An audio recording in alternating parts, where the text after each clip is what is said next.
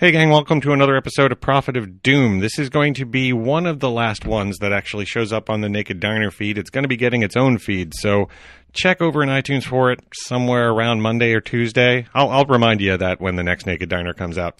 Just a quick reminder, if you like this show or you like the Naked Diner podcast, please consider going to patreon.com/Naked Diner and becoming a Patreon patron. There's a whole bunch of cool stuff that patrons only get.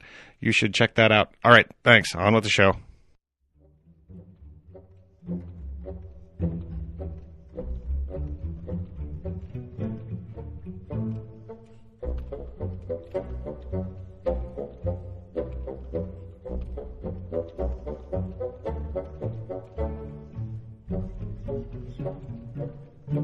Hey everybody, this is Andy Hall. You're listening to the third episode of Andy Hall, Prophet of Doom.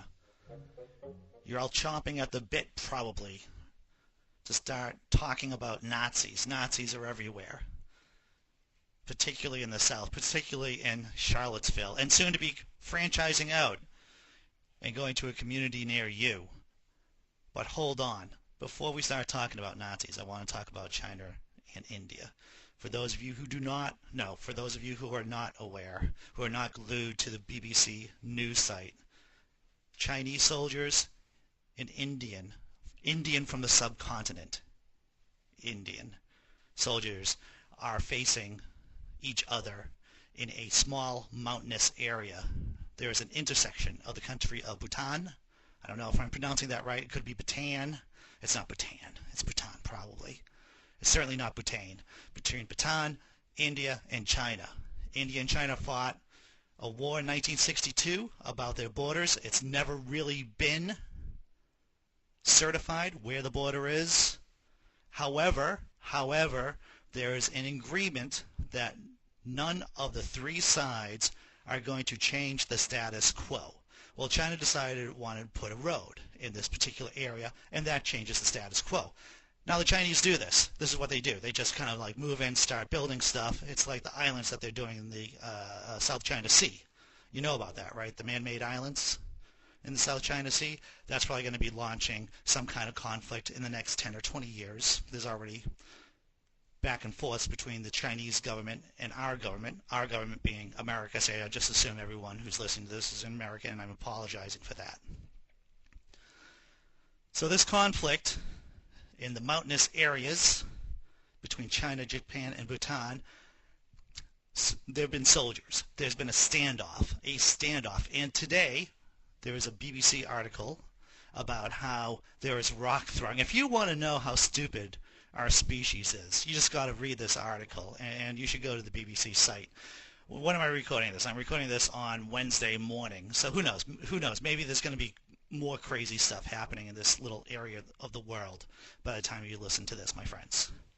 But yeah, Chinese soldiers, Indian soldiers, they're throwing rocks at each other.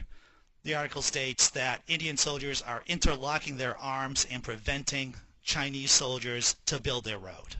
So that's it. And yeah, in case you don't know, India and China have nuclear weapons. And you may ask yourself, well, Andy Hall, how many nuclear weapons do they have? I'll tell you this, they have enough.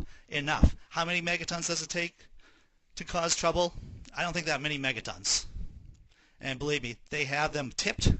They have them tipped on their missiles, on their ICBMs, and they have more than enough to cause global catastrophe.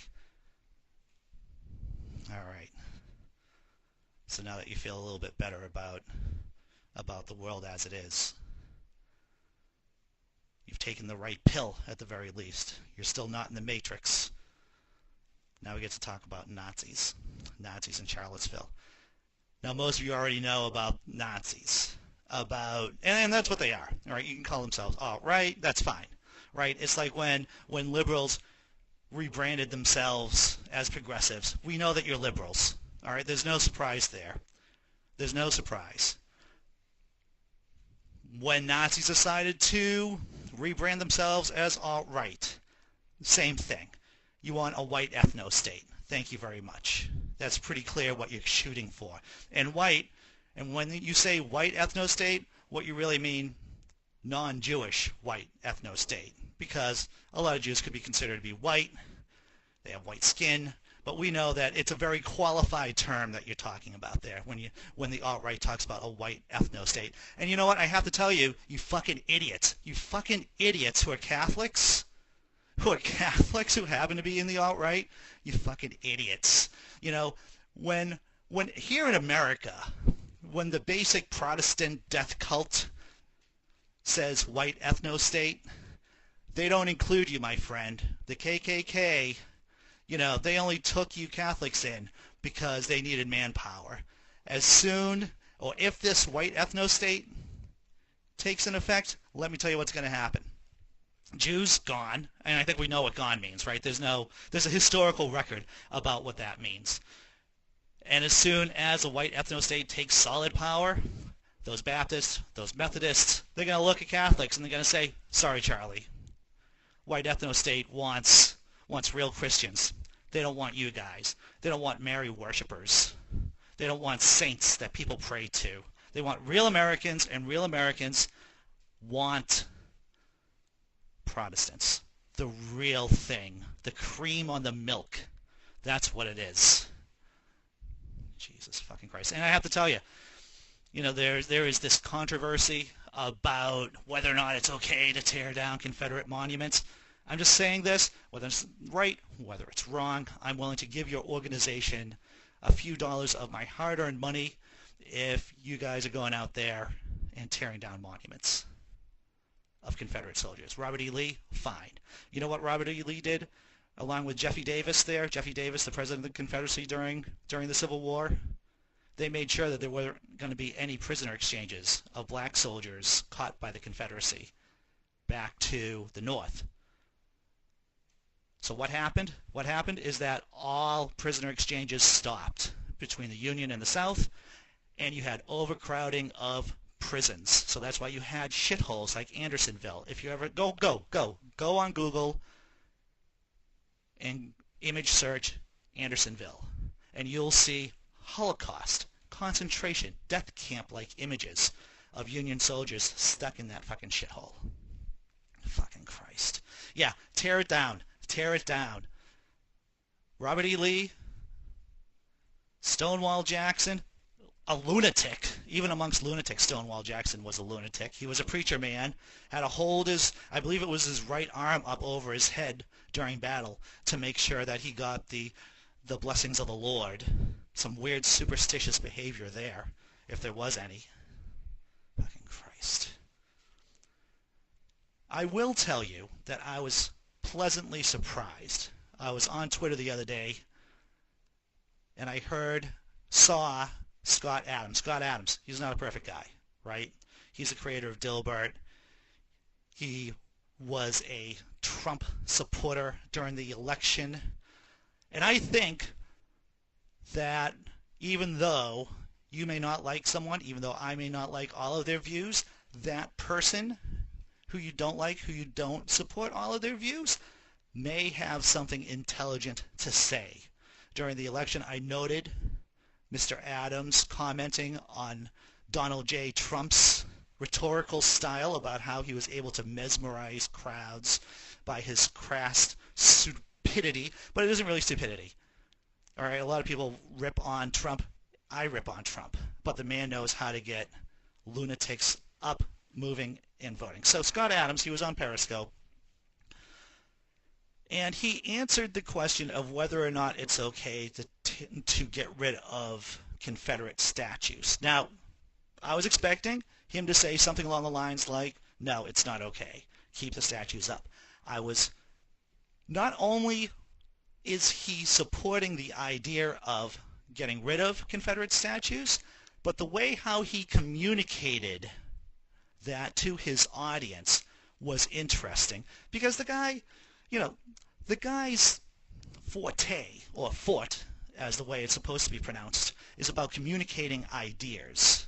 That's what he's supposed to be good at. You listen to him, and he's always rambling on about his skills in hypnosis and such. But this is basic rhetoric 101, and I wanted to go over some of the points, because what he did, how he communicated this non-popular idea to his fan base was interesting.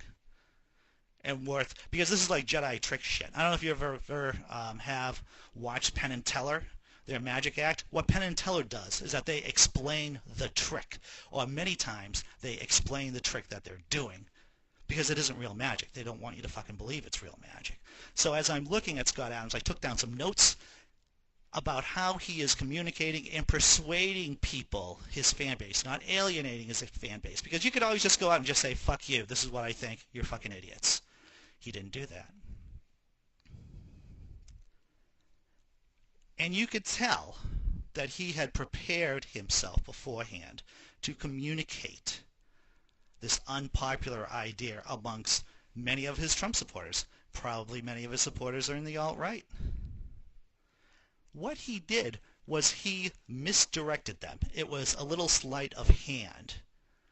So while he stated that he was going to talk about Confederate soldiers and Confederate soldier monuments, what he really launched into first was about how we all hate FDR, right? Because he knew his fan base doesn't like FDR.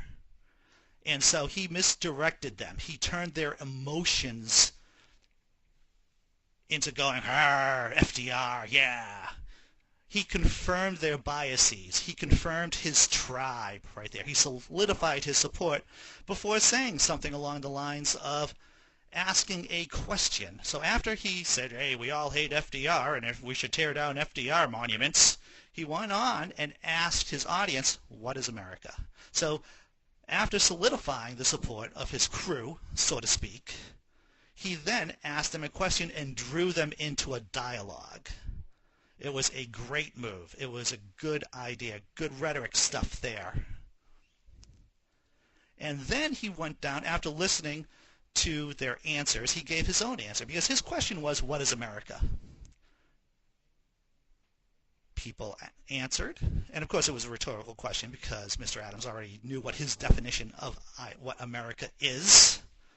And he went down his reasoning of what America is. And of course, that reasoning led him to the conclusion that yes, tear down those motherfucking statues. Tear down those statues of Civil War generals for the Confederacy. It was a very impressive display of rhetoric right there. Because the thing is, he is popular. He has a lot of fans, whether you like him or not, whether you support him or not. And what I'm saying is that was a good example of how to communicate controversial ideas to your friends. Misdirect them a little bit, ask them a question, bring them in, explain your reasoning, and bring it home with saying, hey, this is the unpopular idea. I know you may not have liked it 5 minutes ago, but now at least you understand what I'm talking about, and we built some bridges, and maybe I just persuaded you. Good stuff from Mr. Adams in this particular circumstance. I listened to him on a couple of podcasts, and I will say that Scott Adams is very good about not answering questions. You know? And if you're on a podcast, you're there to answer questions. He's very good about deflection. So there you go, everybody. Nazis, China, India, Scott Adams. Who knows what we're going to talk about next week? Thanks for listening. This has been Andy Hall, Prophet of Doom, episode number 3. See you next time.